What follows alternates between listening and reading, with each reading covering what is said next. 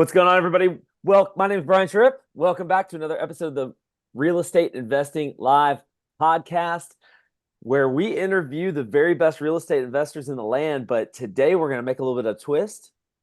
I got my good friend Brad Chandler back on the show. Brad, I don't even know if you remember this. I interviewed you 4 years ago, 5 years. I mean, it's been a long time.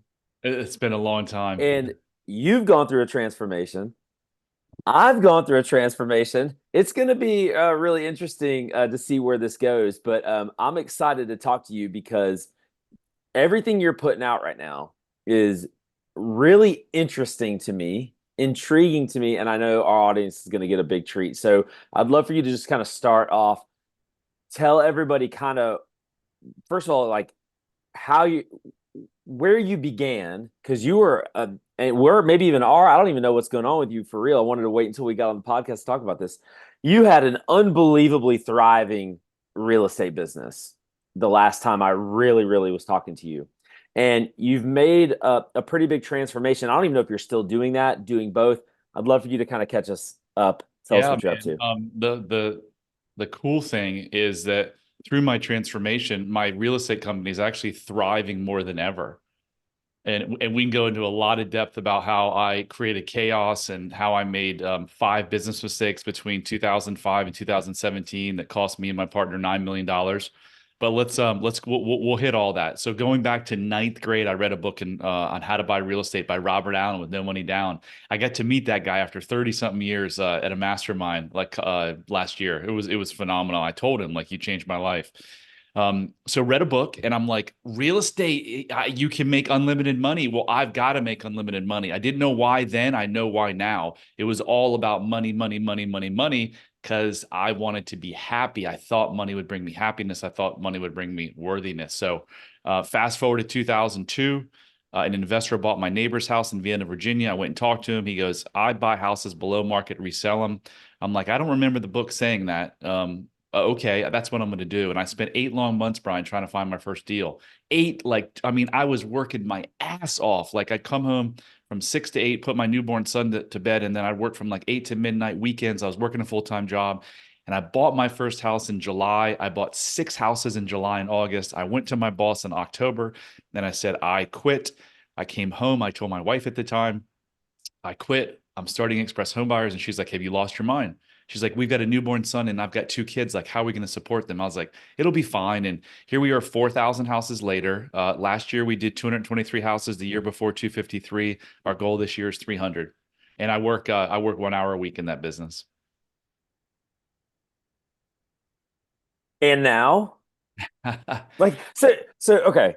So I have a lot of questions, real estate questions, but that's not why I have you on. Not that we can't talk for a very long time about real estate. I've got a lot of questions about what you're doing today.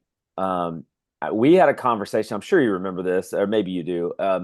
I went through a traumatic life experience at Yeah. the very end of 2019. This is 3 months before COVID, so it's like everybody kind of, there was a lot of people that went through traumatic experiences, and COVID was kind of the catalyst to it. Mine happened right at the same time. So there's a lot of people in our country Me who are kind too. of grieving. Yeah. And grieving, trying to figure out and understand how to deal with trauma. We had a conversation. I remember you first told me that you went on a retreat, you went or to a conference or whatever it was, and you learned a lot about yourself and that you were kind of changing everything. I was trying to figure out how to change everything in my life. Take us back to that moment, Brad. Yeah. I want to, is, 2000, when is this? 2019 for you? What yeah, happened and what did you do about it? so you were before COVID. Is it okay if we is it okay if we talk about your situation? Um, Can just we for a second, like can we what do happened? both? Yeah. Yeah, yeah. Okay. I So don't, I don't so you were going through a rough divorce, right? I remember it vividly. And the interesting part that I know now that I didn't know, because I went through 2 marriages that didn't work, is that relationship issues are hardly ever about the actual relationship. It's always about the relationship that each individual has with themselves. So I don't, if you went through in 2019 and we were talking in 2019 about that, I wouldn't have known that at the time. But similar story, my second wife, 30, 60 days into COVID, woke up one morning, she's like, I'm done. And she had said that a lot in the last couple of years. And I don't know what got into me, but I was like, I'm not chasing anymore. I can't live with someone who every 6 months or 4 months is going to tell me they're done. So I'm like, I'm done. That's fine. I didn't really say I'm fine. I was brokenhearted, but that's not what started it, because when she left, packed up the house and moved out, I was like, it's her fault. First wife didn't work out, it was her fault. Second wife didn't work out, it was her fault. And I've come to realize it's never someone's fault. It's the collective. You when you're hurt and you lack self-love, you always meet with someone that lacks self-love. So getting back to your question, I wasn't looking. I didn't go to a conference. I thought I had my stuff together. The marriage is their fault. So what if I smoked weed every night for a couple of years? Who doesn't smoke weed, especially now? I drank to be comfortable in social situations. Yeah, I lost some money. My kids had behavioral problems, but whose kids don't have anxiety these days? I just kind of like just justified everything, right?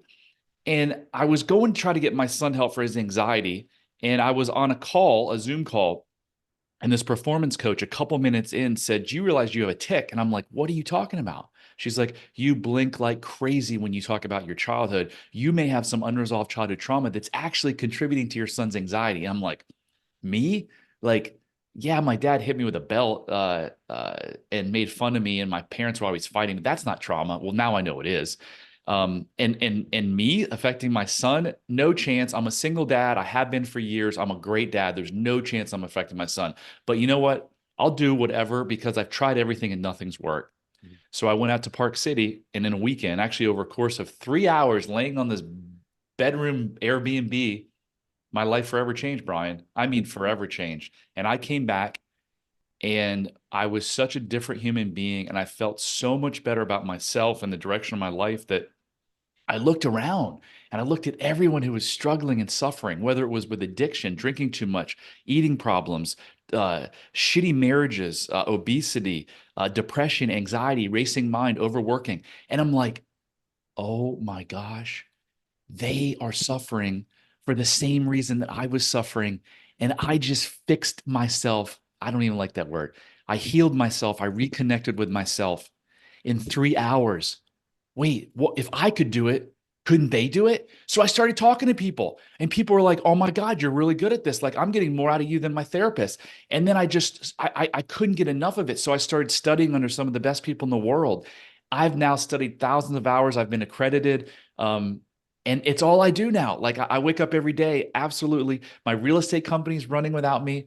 I wake up every day and get to be on podcasts like this and help people transform their lives through a simple process that really they didn't know about until the last 20 years. So there's not a lot of therapists out there that even know the techniques I teach. So yeah, that's what I do. Life has never been better. Okay, so I want to get to that. I want to spend the majority of the time talking about that. But before we do, that is a gigantic jug of what are you drinking?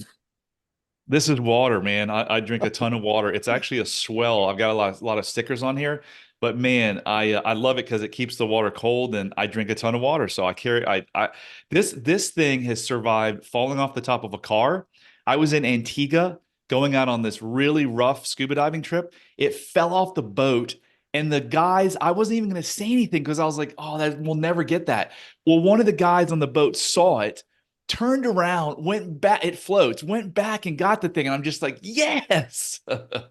Sorry, I've got the squirrel mentality. You bring something outrageous into the screen, I'm gonna like wait.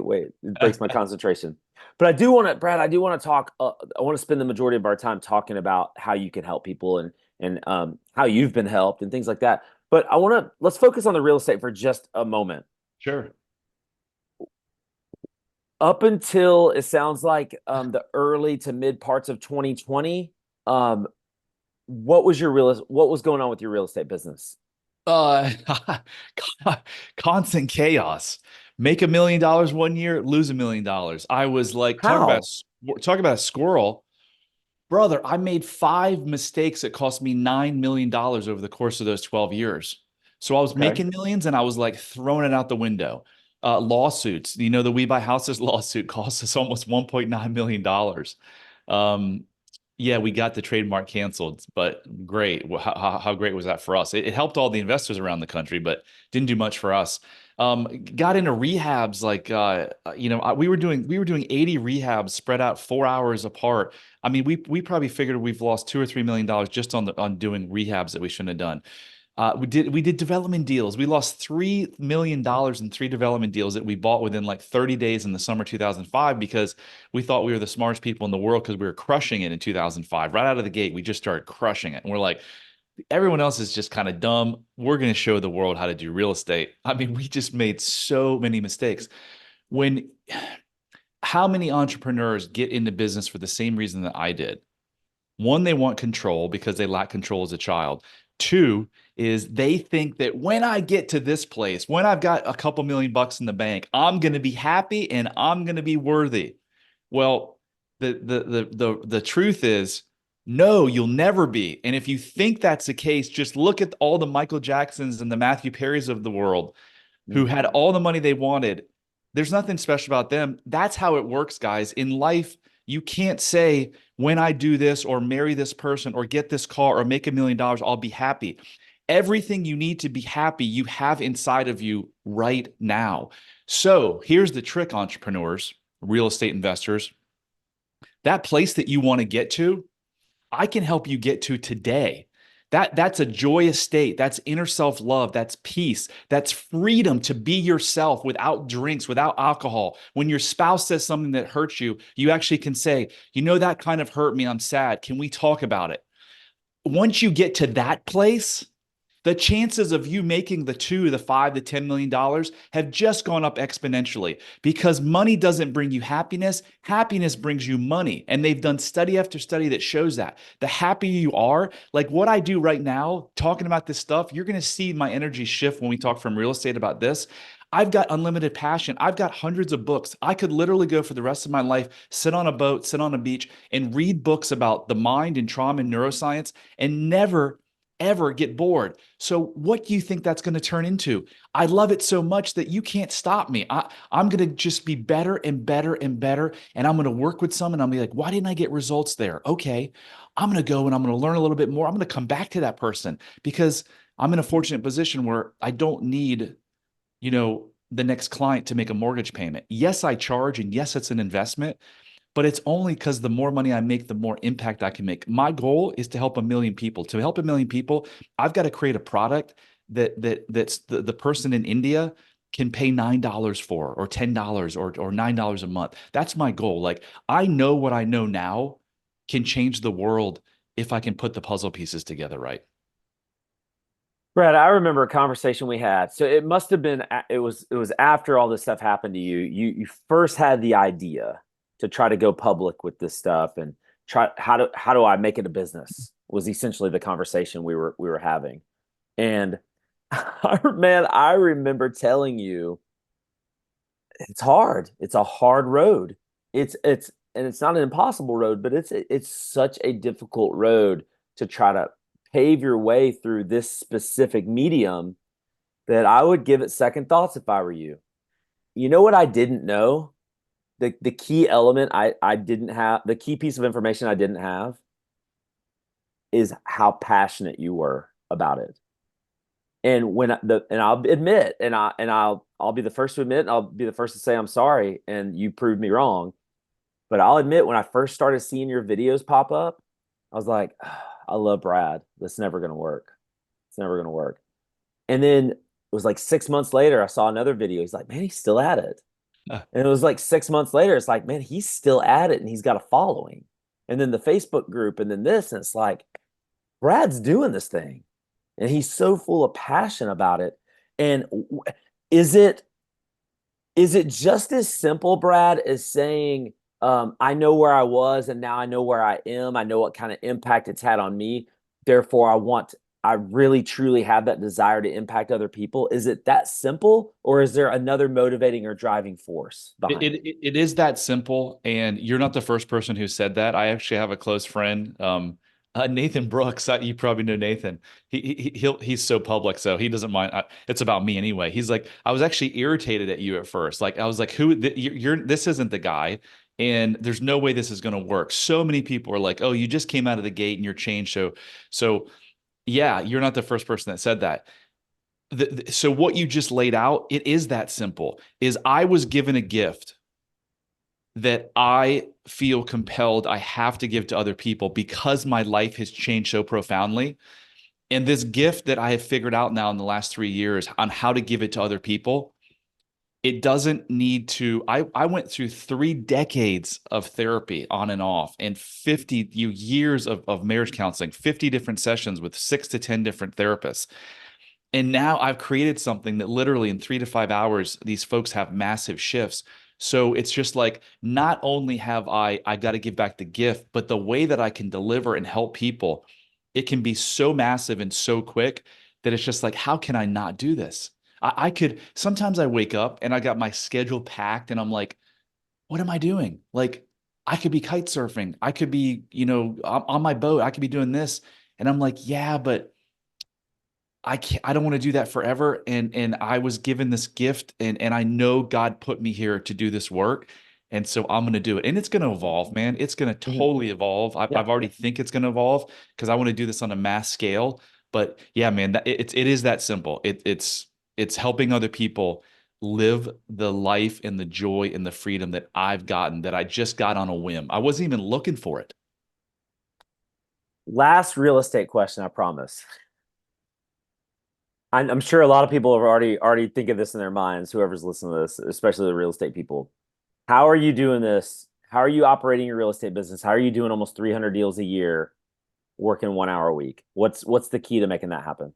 So the only hour that I work and I don't have to is I show up to our managers meeting at 9:30 on Thursday over Teams, just to stay plugged in. How do you do that? I started, one of the first books I ever read was Michael Gerber's E-Myth book about systematizing a business. Whether you're going to open, one McDonald's or 1,000, build it like you're going to open 1,000. So I always knew that systems and people were really important. I'm a visionary, so I was really always shitty at systems, but I kept pushing them, pushing them, pushing them.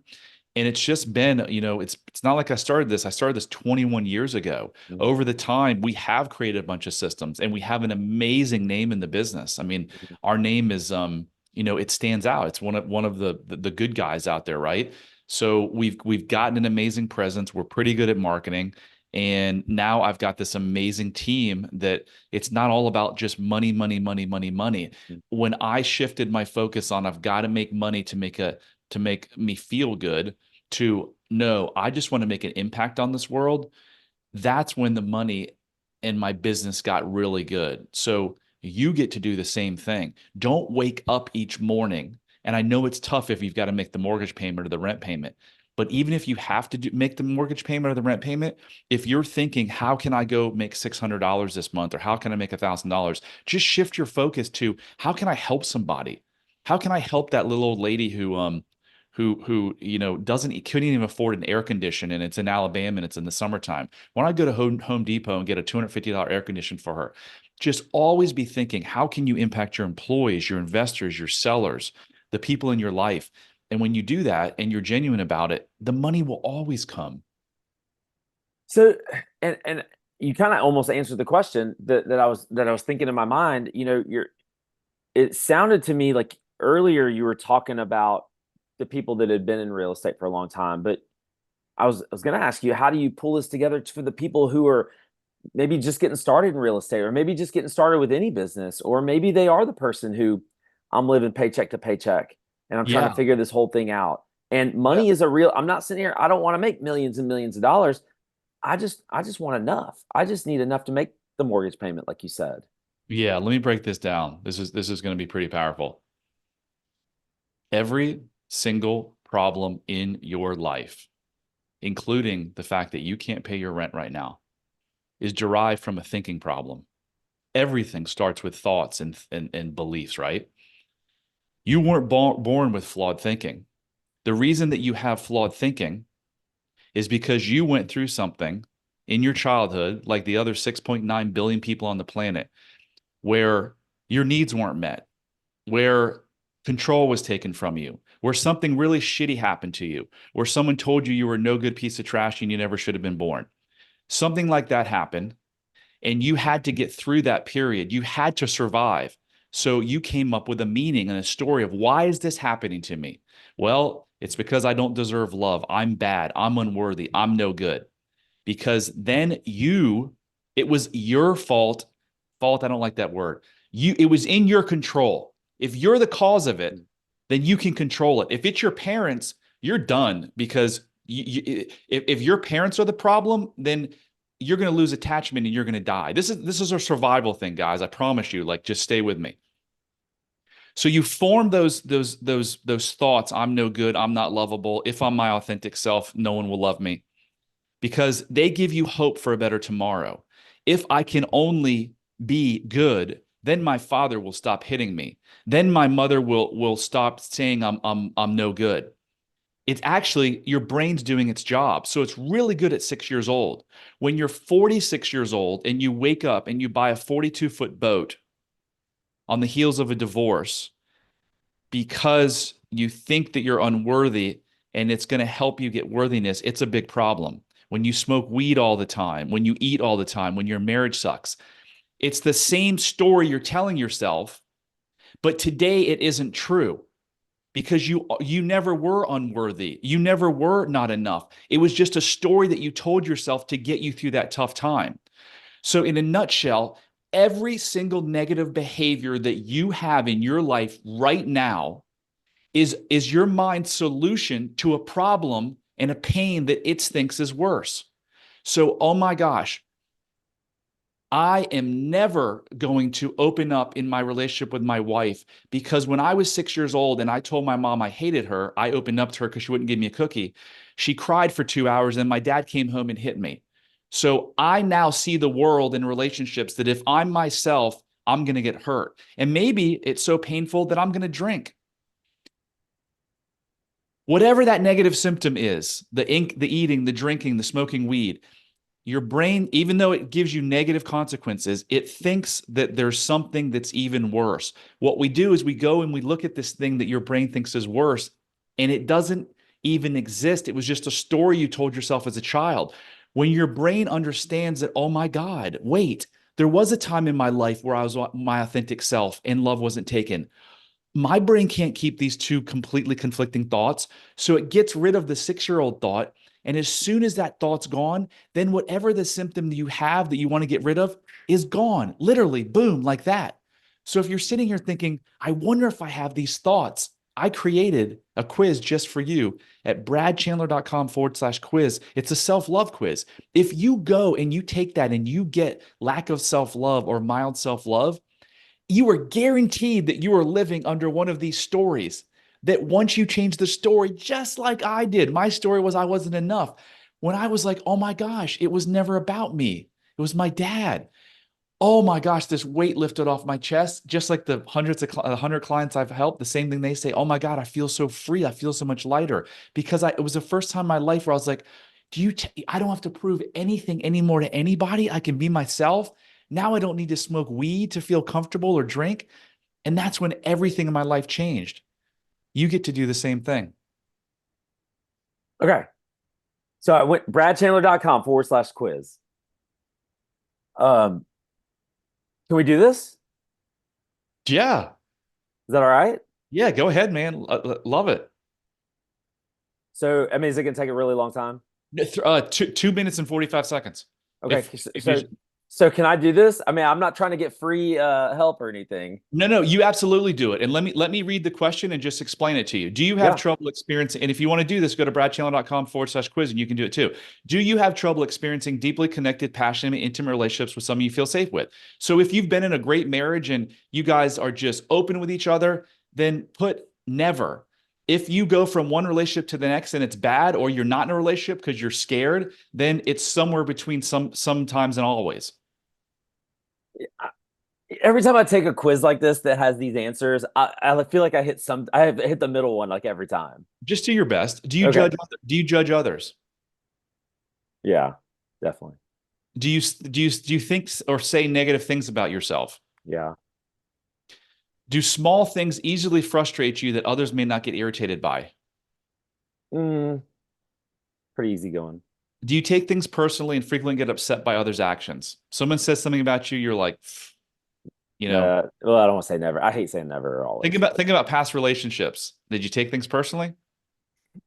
So I'm treating this like today, like how I Today, feel okay. today, Okay. not how I may have felt. Yep. Love it. I've And because that's I've gone through a lot of yep. Awesome.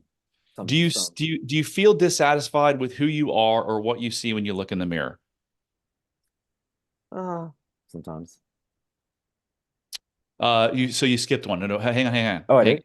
It jumped to the next screen. Oh, it jumped all the Uh, way down. so there's like five, I think those were six questions, and then you got six more. Do you have self-destructive behaviors? Some, but not limited to drinking a lot, overeating, drug use, risky sexual behavior, suicidal thoughts, or self-injury? I don't think so. Okay. Overeating, that's relative, I think. Okay. Do Yeah, you need not really. substances or other things to make you feel better when dealing with mental pain, stress, fear, or sadness? Like when you're stressed, do you need to go grab a beer? Do you go to turn to social media? Do you work? Do you eat a bunch of food? Do you I go to run. pornography? I Social media? run. Does that count? Well, that's Destructive. not bad. That's not destruct. That's not bad. No. So no. Do you put others' needs before your own at the cost of your well-being or happiness? Are you always doing stuff for others, even if it makes your life worse? Yes. Yes. That's totally me. Do you feel guilty or ashamed? Yeah. Sometimes. It is hard for you to remain composed when being criticized. No. Okay. And the Sometimes. final question, do you have an addiction to anything? Alcohol, drugs, food, gambling, sex, shopping, pornography, or working? I mean, running and doing things like that. Um, Running, biking, would that count? Uh, an addiction is negative consequences. Look, if you're running to the point where your body's breaking down, yeah. So as long an addiction is anything that creates negative consequences that you're powerless to stop. So what I know is, I just full transparency. A lot of people, if you've been watching me and you know my story, so because I've shared it. But I got my wife left in December of 2019. We finalized the divorce in the fall of 2021, and we have joint custody, but she gets the kids most of the time, which I don't understand. Still fighting it, still trying to work for my kids. Anyway, point is, when I drop my kids off, I have to go run. If I don't run, I'm gonna I mean, I'll just sit, I'll just cry. I'll just cry and just be depressed. Yeah, I don't think that's an addiction. So I'm like running to that. Yeah. Okay. All right. So just put in your name, email, and it will immediately send you the results. Okay. Let me um let me go find that, see if I can get that email and put it on let me go here real quick. Are you going to share these publicly? Is that okay? Yeah, absolutely. Because I might be able to pull it up faster than you. Oh, you probably can. I'm trying to get to my because it won't do it in my I'm trying to get to my email that's on my desktop instead of the app. Here we go. Nope. Do you think it's going to be in my spam? I don't have anything. Uh, Here it so, is. Just came in. How can I get this without you seeing all of my email? That's my only problem. uh, yeah. Let me look real quick. We're in the process of updating this, and just give me 1 second. Is it Whoops. gonna, so what is this giving me? Is this This is going to give you a score of it's going to give you a score of lack of I, self-love, mild self-love, or extreme self-love. oh, okay, here we go. I got it. Okay, so I'll just read it. Thanks for taking this self-love quiz. We hope you found it insightful. The three possible scores are extreme self-love, mild self-love, and lack of self-love. Based on your answers, you landed in the mild self-love category. This is great news because it means there's room for growth and improvement. While with a little effort and guidance, your life can radically change for the better. And then there's a way to book a call with you, and there's some other Yep. things in here. Yep. Yeah. So the cutoff, so it's 24 to 31 is mild self-love. You scored 29. So you're closer to lack of self-love than you are extreme self-love. And some of the questions you answered, such as I'm dissatisfied or I'm constantly judging myself or negative self-talk, whatever that was, Hmm. you've got room to grow. And when you do, your life will change in ways that you probably can't imagine. So you've done a lot of growth, it sounds like. But dude, there's a whole nother level that once you break through, you're gonna be like, Okay. wow. All right. So this I'm so glad we got here organically and I didn't have to force it. This is my big question for you. My big overarching this is what I want to spend the rest of the time talking about. And I don't want, please don't take this as any kind of criticism. It's really just I want to learn. I don't know the answer to this and I want to learn. So let's talk about self-love for a second. I I have personal issues. And again, I don't know if this is right or wrong. I just don't know. And I'll hopefully you can shed some light on it.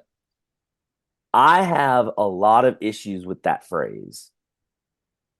I don't, I'm a Christian. Um, I I believe in the Bible. I believe in Jesus. As again, my personal beliefs. And I have a problem with happiness.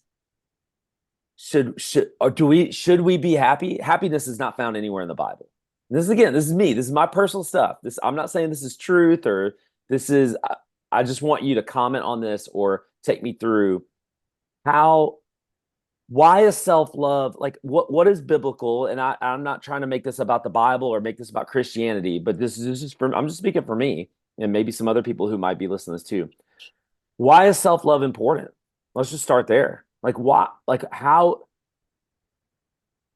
there's more to that question, but maybe start talking and I Yeah, might be so able to formulate a little bit I'm better. But why is that important? I'm going to start by asking you if I said to you right now, Brian, can you give me 12 oranges? If you didn't have the 12 oranges, could you give them to me?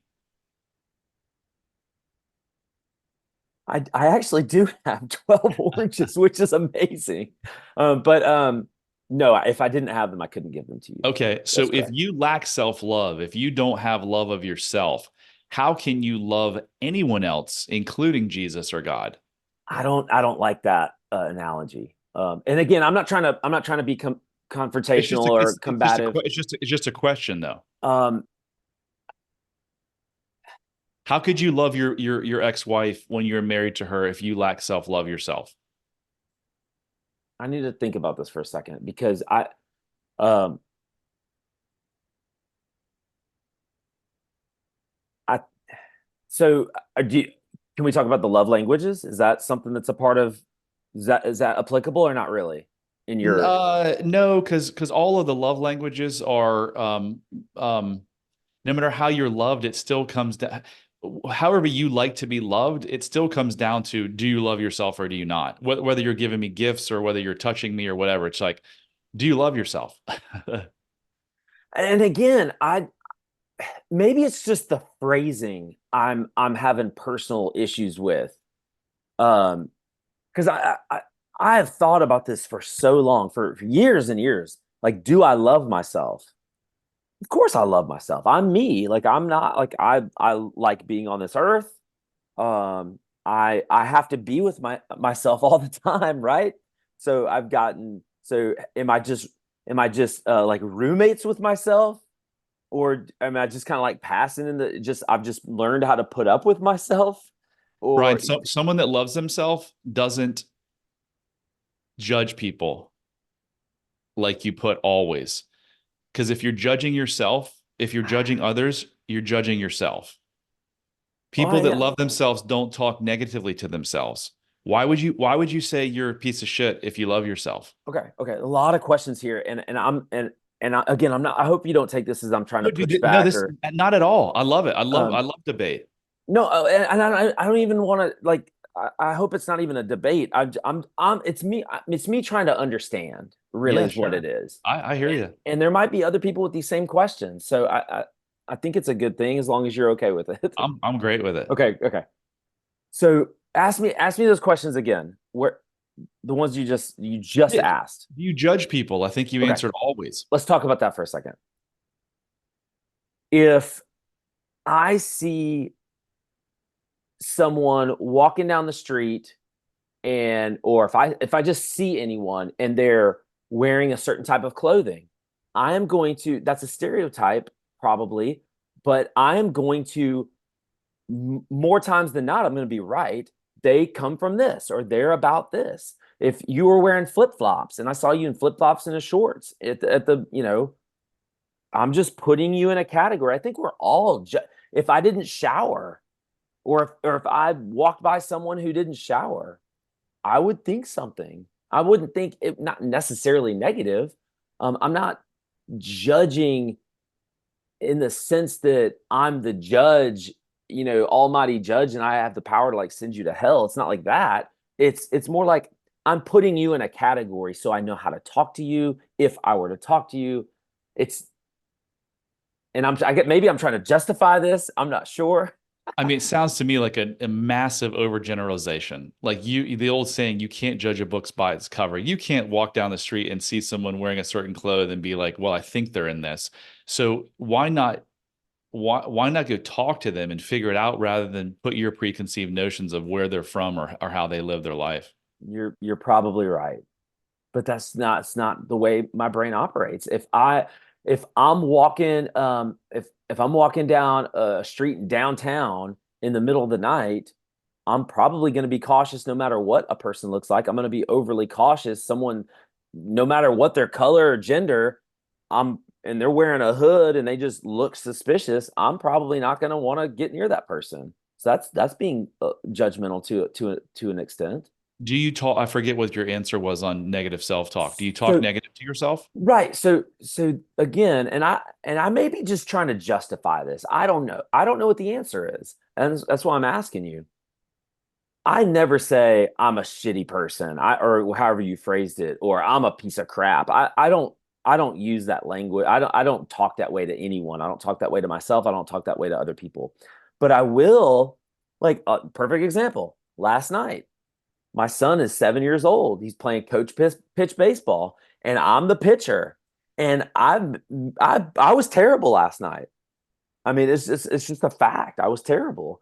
And I'm sitting here trying to like take some deep breaths, and I don't understand how or why. I just wasn't throwing the pitches as good as I normally do and should. And I'm not like I'm a piece of crap. I'm just like, man, I'm like really I'm stinking it up here. I need to be better. I need to get better at this. Taking some deep breaths and all right, let's trying to visualize good pitches and trying to, you know what I'm saying? But I feel like I have to be self-aware enough to know the truth that I am stinking the place up and our kids are not getting good hits because I'm not being a good pitcher right now. So I'm being a little tough on myself, but at the same time, I'm trying to build myself up so I can, because I do know that a negative spiral is going to make it worse and worse and worse. So I'm trying to like take some deep breaths and let me take a couple practice pitches between innings. And so I am hard on myself. I'm hard on myself during races. Um, if I'm, got a little bit of pain, I'm like, you got to suck this up. You got to fight through this. Come on, don't be a P word. Don't. Let's go. You're better than this. You can do this. So I don't Yeah, know. yeah. I mean, the improving the pitching. Yeah, I'm not pitching well tonight. What's going on? I need to get clearer. Is way different than this is another thing that I suck at in my life and I'm no good. No, I'm not like that at all. Yeah. No, no, no. I have none of that. But you said earlier, this is how my brain works. I have to judge people. I have to like categorize them because it's probably the way that you survived as a child. Could be. And your Yeah. brain doesn't know the difference between yesterday and 30 years ago because that's the subconscious brain doesn't know time. Yeah. But your subconscious brain controls 95% of your behavior. Mm. Yeah. Yeah. I believe all that stuff, Brad. I really, I absolutely, it's really interesting to see my sister, who's 2 years older than me, she's in therapy and she's talking about self-love. And that's how like this stuff is like really hitting home with me because, I see you talking about it too. And I'm just like, I mean, we had a really crazy childhood and I ended up leaving. I ended up like I was 12 years old and my sister told me later she said she resented me because I was able to get out and Wow. I left. And so she was upset at me because she wasn't really able to leave. Wow. And Yeah. So it's yeah, there's no way that that couldn't affect your life today. yeah, And I think it probably affected your life way more 5 years ago before you started doing the work. yeah. Like your relationship. If we talked about how you interacted and communicated with your wife, Oh we would yeah, absolutely pull out stuff from your childhood. And that was just you doing your best to survive. no doubt. Yeah. So lots of compassion. As you're on this journey, Brian, you just need to have a lot of compassion, and you need to look at that little 6-year-old boy. My buddy says, get a picture of your 6-year-old self, and every time you look at that little picture, think two words and two thoughts: innocence and deservedness, because you didn't deserve to be in a home where you had to leave at 12 years old. Like, holy smokes, it must have been bad, right? So that shaped everything in your life. Yeah, totally agree. And you know what's really interesting, and I'd love for you to comment on this too. And I was like this for years and years and years. Through my 20s, if you're part of a church, it's kind of like a normal thing that, forgiveness. Jesus says in the New Testament that if you don't forgive others, I can't forgive you. So it's, forgiveness is a huge thing. And I'm sure in your world, forgiveness is probably a really big thing as well. Yep. And I went through a really long stretch, probably, 8 to 10 years where I'm just, I'm forgiving my past, and without taking up a lot of time and being specific, what I didn't realize is the difference between forgiving and just pushing it away, pushing it to the side. Brad, how would one know, or how do we know, or what can we do to know if we are maybe guilty of just stuffing things down and pushing things away versus actually like recognizing there's an issue. It's going to show up in your life. Go look at those 12 questions again. And if you have sometimes to always on those questions, it's showing up in your life. And you can forgive on a conscious level and be like, yeah, I forgive my dad. But your subconscious mind has never forgiven that person, your dad, your father, whoever, your mom. And so it still can plague you. And so you're going to know when most of your answers on that self-love quiz are never or seldom. And you're going to know by your relationships and how you feel about yourself and your self-love score. That's how you'll know. Hmm. Is And there any? Go ahead. self-love isn't about, some people get mixed up with, like, don't love yourself too much. You'll be conceited. I have extreme self-love, but I don't think I'm better, but I also don't think I'm any worse than any human being in the world. Self-love is just about treating yourself like your own best friend, doing what's in your best interest. And when you feel these negative emotions, knowing that they're the child inside of you and having compassion for them and sitting with them and giving them what they didn't get as a child. That's self-love. Is there anything that we can do on our own are there any the quiz is great. I'm going to go back through those questions and go back through kind of my answers and kind of really kind of dig into that and maybe journal a little bit and kind of try to understand the why behind a lot of that. But is there anything that we could be doing to possibly recognize more, because I talk to people all the time, Brad, that I don't have an issue. Well, maybe I do have an issue and I've just stuffed it away. I don't even think about it. I don't even think about that anymore. So it's not an issue. What Doesn't work can that way. how does it work? What can we do to maybe do the work or deal with that? Yeah, so I liked what you said. I think if you go through the questions and journal on why is this question not a never or seldom? Why? I think you can get into a deep meditative state. I think you can go back to these times in your childhood where you didn't have control, where you lacked, your needs weren't met, and think about what are the stories that you told yourself about those events that you're likely holding on to today. I offer a tool called the Joy Regenerator that you can go get for free at bradchandler.com/joy. And it is literally this kick-ass process for dealing with negative emotions, because when you're in a negative state, you are in a fight or flight place. So you want to take a deep breath. If you're in fight or flight, you're not in the present moment. So you want to do some breathing exercises, get Mm. yourself centered, and then you present. And then you want to say, what is it that you're feeling? I'm feeling sad. Because as soon as you say, I'm feeling, your brain is actually kicking out of your fight or flight and into your prefrontal cortex. So you got to think. Then you want to give yourself compassion, knowing it's that little boy inside of you. So it's okay, Brian, you're feeling sad. Then you want to ask yourself, where did it come from? Mm. And this is the part that sometimes it's hard to do on your own. Where it came, and I'll use me as an example. My daughter doesn't do the dishes, so I get angry, and so I pull out my joy regenerator, and it's just like, what am I feeling? I'm feeling angry, but I know that anger is, unless you're being attacked by a bear, your anger is really like underlying sadness. So I'm sad. Why am I sad? Well, I know I'm sad because I feel like she's not doing this because she doesn't love me. And if she doesn't love me, that says I'm not enough. So then you ask yourself, what was the original thought that created the sadness? And the original thought was, I'm not enough. So I asked myself, is that true? Am I not enough? And I'm like, no, I know I'm enough. So why am I going to be in a negative state because of a thought that wasn't even true? Jesus said, the truth shall set you free. If you are suffering right now, it's because you're not living in the truth. And the Mm. truth is, you are enough, you always were enough, and you will always be enough. And when you start living in that truth, it's really, really hard to suffer. So do the quiz, grab the Joy Regenerator.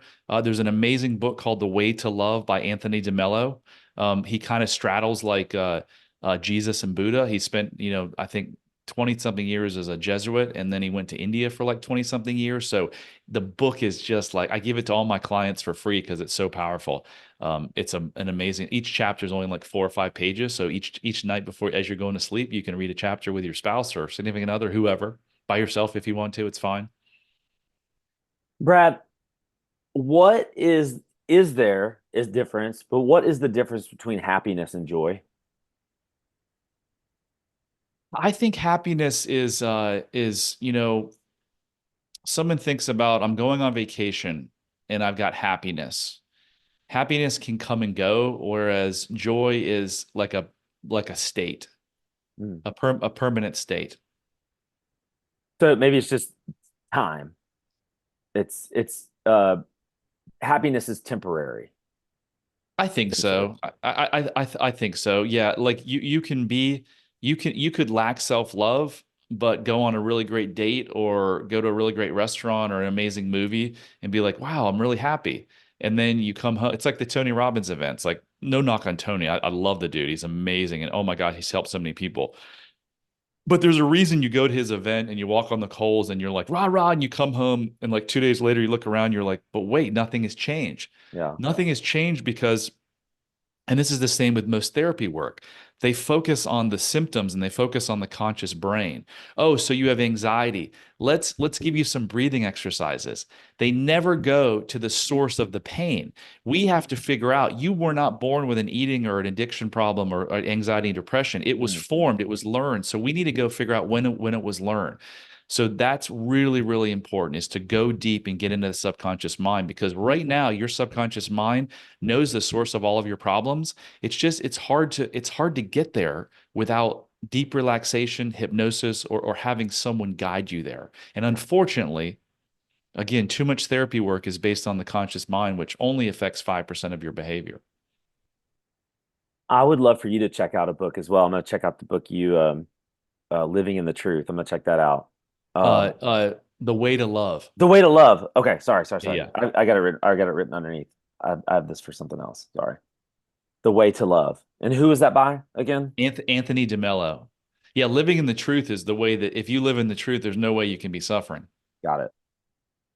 Have you seen or heard of a book called How We Love? I don't think so. So I started going to counseling right after all this stuff happened in 2020. And, I think counseling has a lot to do with who is the counselor, because there's a lot of bad ones out there. And I think you need to have a good fit. And I don't know where you fit into all that category, but she gave me this book about this was a month after. Do you know Scott Orban by chance? I don't think so. Um, Real estate guy. I told him what was going on in my life. He sent me this book. And then she gave me that book a month later. And he sent me this book and it was just sitting there. I didn't even open it. I didn't even touch it. She said, "You need to go get this book." And I'm like, "I have that book. It's been sitting on, my Wow. table, my dining room table for like a month." I start getting into this book and I started reading things that were describing me. If this is if and there's these well, when I started reading a certain type of person might do this, might feel this, and it comes from possibly this or this or this or this or this. And it's like I'm starting to like connect dots. Once, Brad, here's my question. Once we kind of start seeing those things, maybe we're meditating, maybe we've taken your quiz and we're looking at these questions and we're really trying to do a deep dive and try to understand. Once we are starting to put together these pieces, then what? Is it just that simple and then that's kind of it?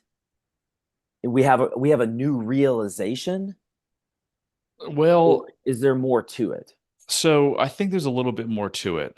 You've got to figure out that mismatch I talked about earlier. What do you believe, and where in your life have you seen that that's not true?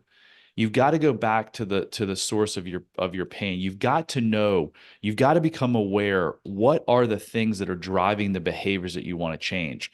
Then once you have that through neuroplasticity, you can literally recode your brain. So I give a 15-minute recording that you listen to at night as you're going to sleep and you're in an alpha wave brain state, which is your most suggestible. And you listen to that over and over again, and your brain literally changes. And then I think it's really important to, so this is a lifelong journey, right? Mm, No one in the history has ever like gone through 3 hours and then been like fixed and everything's great forever. I'm holding up my hands, and if this is the spectrum of life and they're about 12 inches apart, if your complete brokenness here on the left and on the right is complete enlightenment, in 3 hours, I can close this gap from 12 inches to like an inch. And the rest of your life, you're going to spend trying to close this gap. So what we've created is a community. So you're not on an island trying to do this alone. Every week we have a group call where people are sharing their successes, their challenges. So if if I'm coaching you or I'm helping you, I'm gonna have you go through this major shift, right? This major transformation, and then I'm gonna say, if you want to continue this and you want to keep growing, here are the things you have to do. But one of those things is being part of a community of like-minded people who are rowing in the same direction. mm. How important is that to have other people around you? I think the more that I do this work, I think the more the importance that I see. I think connection is extremely, extremely important. I have a hard time with that. And I think a lot of people that I talk to have a big um, problem being able to connect on a deeper level with people, especially potentially strangers. Well, I guess everybody's a stranger in the beginning. So Um, Brian, look at your life, what you've just told me about your life, and tell me, why do you think you might have trouble connecting with other people? And I'll tell you, if you can't come up with it, I'm going to tell you. Trust. I think trust is the big thing. And why would you lack trust? Because of my past, because I Yeah. haven't been able to trust ever. Yeah, I got So burned in the past. you went through some real, real, real tough times as a kid. Yeah. When you go through tough times as a kid, does your brain say, let's stick around here and let's soak up all of this? No, it protects it. It protects you by saying, let's get the F out of here. So you disconnect from who you are as a human being. Hmm. That is how you have survived. At the crux of all of this, when I started this conversation with a thinking problem, the major thinking problem is always a disconnection from self. You were born in this, like, in God's image, in this perfect essence, right? And through pain, you disconnected. So all we're really doing in this work is we're bringing you home. And what does home mean? It means back to a deep connection with yourself. Just like I said, you can't love someone if you don't love yourself. You can't connect with someone if you don't have a deep connection with yourself. You're lacking a deep connection with yourself. Okay, so I like that phraseology better than self-love, There you go. personally. Okay, well, let's talk about that then. Is there a difference between the two? What's the difference between self-love and connecting with yourself? You're putting me on the spot, and sometimes I need process time to process. So, just, I don't think there's much of a difference. I think when you are super connected to yourself, you have self-love, and if you have self-love, you're definitely connected to yourself. So I think they're one and the same. How do I know? And I didn't mean to put you on the spot. No, no, I I'm love it. I okay. love it. I'm sorry. Um, how do I know if I am connected to myself? It goes You, back to some of those same things that you've already said. yeah, if you answer never to those 12 questions that you just took, you are really connected to yourself. If you answer sometimes, always, often, a lot, you are not connected to yourself. Hmm. And again, it's not your fault. None of this is your fault. If you're listening to this and you've been told you're a shitty husband or father, or you're fat, or Well, you drink too much, none of this is your fault. It's just your brain's attempt at keeping you from doing something that it thinks is even worse. okay, we might not be at fault because I know you've said a couple of times that you don't even like that. You don't like that word. You don't like that phraseology. But at some point, I mean, we're adults. We're responsible, and yes, there might have been. Everyone has something. Everyone dealt with some kind of trauma. Even if you had perfect parents, that alone can be traumatic. Yeah, you're But right. everyone's got some sort of trauma. But at some point, we're still adults and we still have free will, and we still have to be responsible for our actions. So I'm going to use me as a case to answer that. Brian, for 47 years, I tried to be a better husband. I tried to be a better father. I tried to be a better leader. I tried to be a better friend. I tried a lot. I read a lot of books. I felt like I was sprinting, but I had a bungee cord tied to me. And in that session in Park City in 3 hours, I took a machete and I cut that bungee cord and I took off. How did I do that? I did that by figuring out the meanings I placed in my life. So, do I fault myself that I didn't figure this out at 40 or 30? No, I didn't know better. Mm. But once you know better, then yes, it is your responsibility. So if you go take that self-love quiz and you score lack of self-love or mild self-love, and you're in a bad marriage and your kids, have anxiety or depression, or they act up at school a lot, and then you don't do anything, then yes, there is an issue, because now you have an awareness that there's something from your past that's controlling you, and it is your responsibility. But how many people in this world have no idea? They're going to therapy right now saying, I'm trying, I'm trying, I'm trying, but it's not working. Well, it's not working because you're not going to the source of the pain. You're not tapping into your subconscious mind that's controlling your behavior. It makes sense. I love it. And Brad, I'm extremely grateful for you. I know I've pushed back on some stuff. I've been maybe a little bit combative, devil's advocate, and put you on the spot.